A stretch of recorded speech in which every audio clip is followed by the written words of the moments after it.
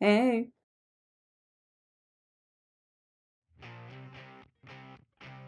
Hey guys, my name is Rachel, and today we're going to talk about how to practice. Tip number one, have a game plan. What I mean by having a game plan is that when you come to practicing, already have an idea of what you want to practice rather than just guessing. Because if you come to practicing and you're not sure what to do and you have a lot of music, it can be really, really overwhelming.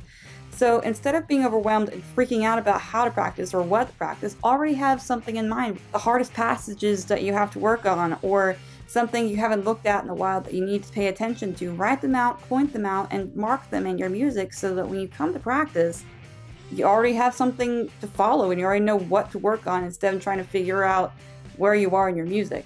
Another thing to do is work in small sections. You don't want to go in huge, long sections or whole pages or the whole from beginning to end because, again, it can be a little overwhelming. So instead of going from beginning to end, find the most difficult and you have the most trouble understanding, and work on them slowly, so slowly that you'll be able to understand them and make it easier and more efficient.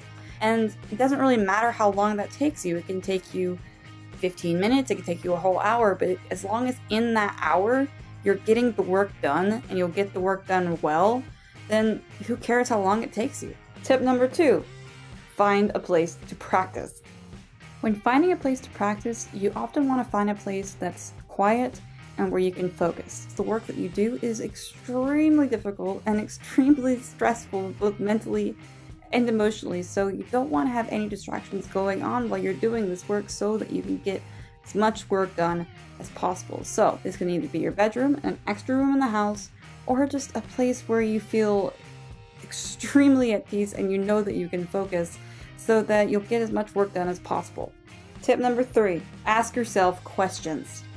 One of the smartest things that you can do while practicing is ask yourself a lot of questions. When you ask a question while you're practicing, you're actually narrowing down your focus of your practicing, or narrowing down your focus of a difficult section so that you can actually figure out more answers on how to improve yourself. For example, if you are working on a very difficult passage and it's still causing you struggles instead of getting frustrated, ask yourself, why is this causing me struggles? Specifically ask why. For example, is it my intonation? Is it because I'm tense? Am I going too fast? If you ask yourself these questions, then you can start narrowing down exactly what to fix instead of just freaking out and floundering around saying, I don't know what I'm doing. Secondly, if you're still struggling with these questions and you're still struggling with your own practice, then you can still have a list of questions that you already have to take to your teacher for your next lesson, and they can also help you with these questions and narrow down how you can improve faster. So in the end, asking yourself questions means getting more answers. Tip number four, the metronome is your new best frenemy. I'm gonna be really honest, I hate the metronome with a passion, and here's why. I hate the metronome because of the fact that it constantly tells me how wrong I am, and it has this constant clicking noise that just reminds me how perfect I'm not.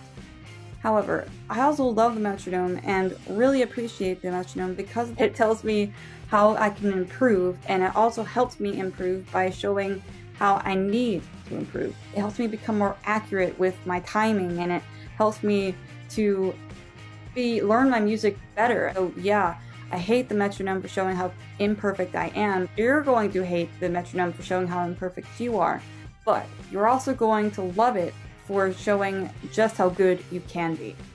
Tip number five, study your music. Sometimes practicing doesn't mean playing a single note of your instrument. Sometimes it means laying your instrument aside for a minute and focusing on the music itself. This can mean listening to recordings by various artists, going over the score and going note by note and really analyzing the score, just going over the text again as a singer and just really knowing what you're singing.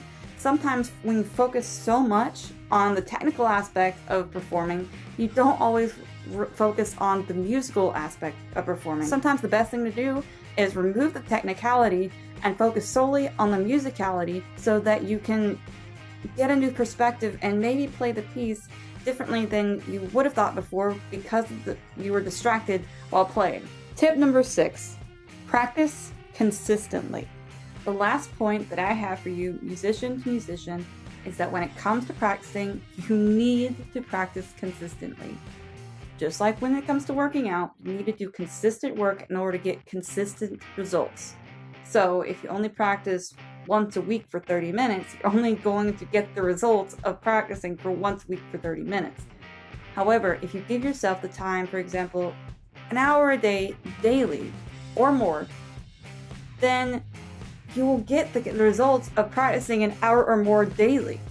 So the more consistent you are with your practice, the more consistent your progress is going to be. Nothing produces nothing. So if you do nothing, nothing is going to happen. So the only advice I have for you is invest in yourself and do the work. And yes, it's that simple. Thanks for watching. If you have any more questions or would like to contact us at McDaniel Music Studios, please feel free to check us out on all the social media below.